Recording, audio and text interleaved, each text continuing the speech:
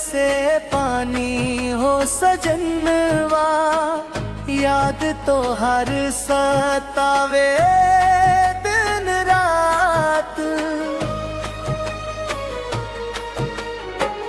जिंदगी के राह में अकेला भईनी, टूट गईल दिल के हर बार। जवन सपना सजवानी साथे तोहरे, आज वो सपना बिखर गईल।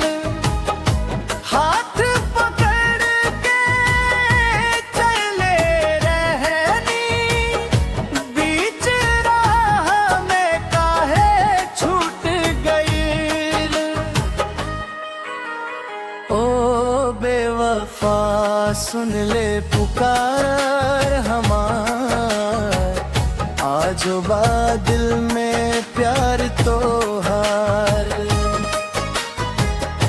दुनिया से लड़ जाइब हम तनी,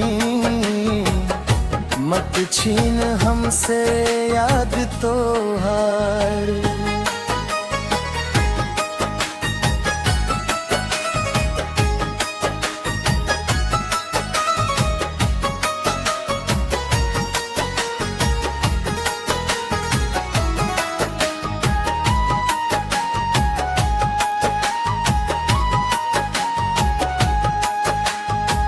चिट्ठी पुराने आजो संभाल के रखनी, तो हर निशानी दिल में बसावल बा।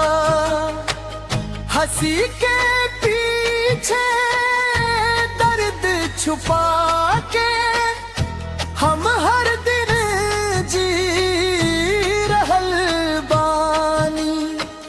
जवन सपना सजवानी साथे तोहरे, आज वो सपना बिखर गईल।